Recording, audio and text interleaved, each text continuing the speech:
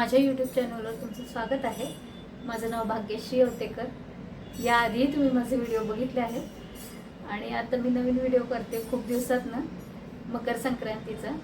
त्यात आहे सुगड पूजन आणि त्यामुळे मी बोलते तुमच्या शब्दात। आणि तिळगुळ घ्या, गोड बोला सगळ्यांनी आणि असाच सपोर्ट राहू द्या। धन्यवाद।